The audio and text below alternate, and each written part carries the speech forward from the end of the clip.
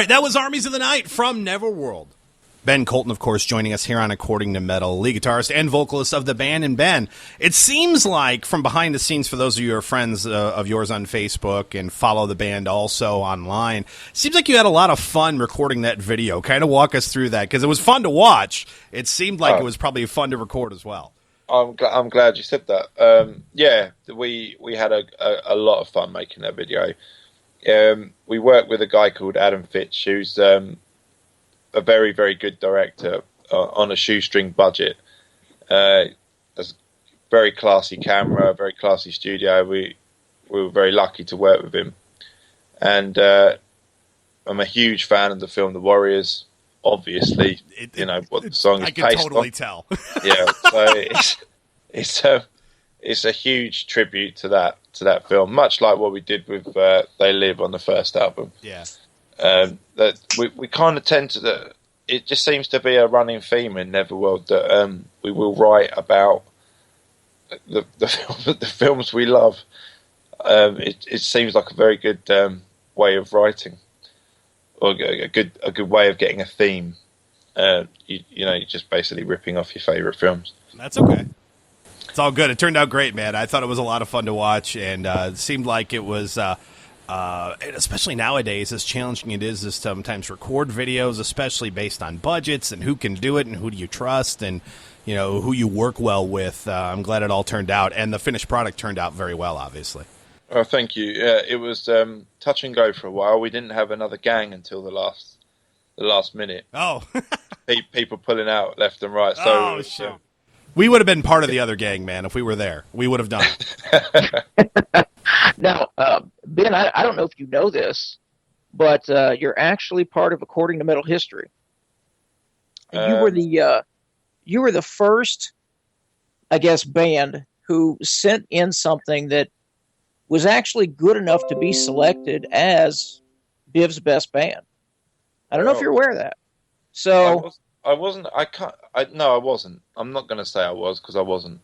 Okay, that's awesome. But you kind of got our attention, and you sent it in. You said, "Hey, check out my band," and we did. And I told Jason, I said, "Hey, we're going to make these guys a Biff's best band." This episode, and that was a few episodes ago. And since then, obviously, we've become friends like this, and this interview's come about. And it just goes to show you that someone who's out there, and you've got to be out there promoting yourself. And I clearly see you doing that.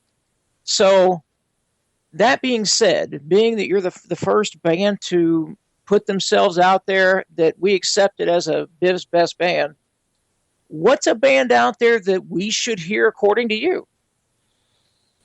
Okay. You could have quite a few at the moment, but I'm just going to say War Drum.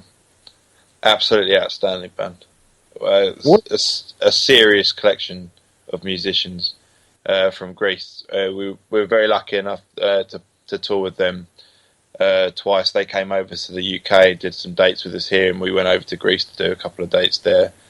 And they are 100% the real deal. Costa Bretto, it probably is the best guitar player I've ever seen in the flesh. Insane.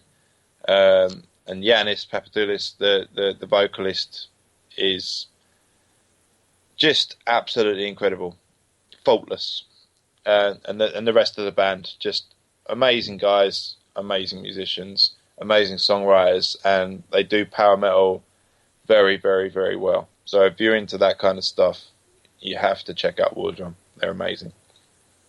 And we both are, so we both certainly will check that. I've seen the name, I've just never checked them out, but now I will. When you do, you'll see exactly what I mean. Yanis is all over the place at the moment, the vocalist, and good luck to him, man, because I've seen him perform night after night, never miss a note. Incredible voice, incredible range, great presence on stage, and like I say, Costa Bretto, the guitar player, he doesn't even use a plectrum. How the hell he does what he does, I don't know, but they're some kind of an enigma, that band. Wow. Well, we'll definitely have to check them out. Now, real quick question for you, Ben. Go for it. What is, speaking of music, what is the one group, the one musician that's not metal that you will admit to everybody listening on this podcast, including Biv and myself, that you listen to unashamedly? That's not metal. Not metal. Or rock or... Just something that we would go, what? Ben listens to that? Come on, man. There's got to be something. Well, you know what, right? I've been into heavy metal since I was 4 years old. Oh, wow. And it's pretty much all I listen to is metal, guitar-based, rock, hard rock. I like a bit of grunge. I like a bit of alternative stuff. But predominantly, it's mainly guitar-based stuff that I listen to. What I do listen to that shocks some people is Motown. I love Motown. I love Stevie Wonder. I love really? Yeah.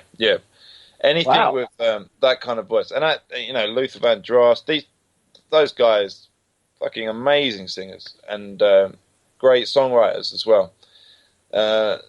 So yeah, I guess that surprises people from time to time. Yeah, It shouldn't, but and Prince and people like that as well.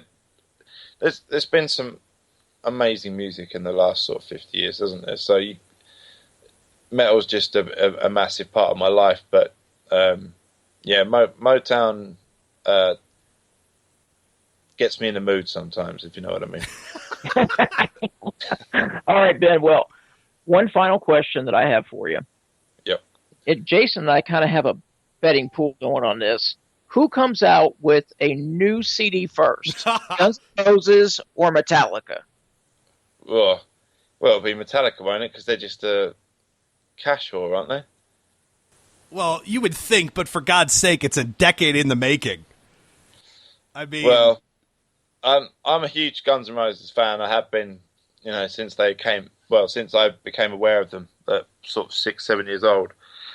I like this guy for a reason.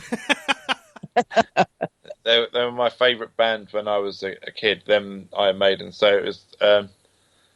I've actually loved everything Guns N' Roses have done, including Chinese Democracy. I thought it was a great album, actually. Not every song, but the vast majority of it I really liked. From what I've heard of Axl in recent times, he's sounding awesome again. It's so I'd like to say Guns N' Roses. I'm not the biggest Metallica fan in the world. I must admit, I like their stuff sort of Black Album, Bitter Load, but they just don't really do it for me. I've always been Megadeth more than Metallica. Oh wow! What's funny? I thought of this too recently, Ben. Is I'm about to be 38 here in a couple of weeks. I'm getting okay. So let me cut my. I'm sorry to hear that, Jason. Thanks. Cut my life in half. Metallica for more of my life has been bad than good.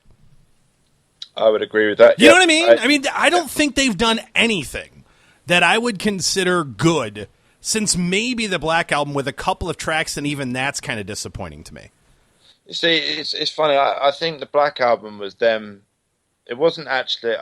You can tell they've gone into a studio. Oh, absolutely. And listened to a producer telling them what to do. Yep.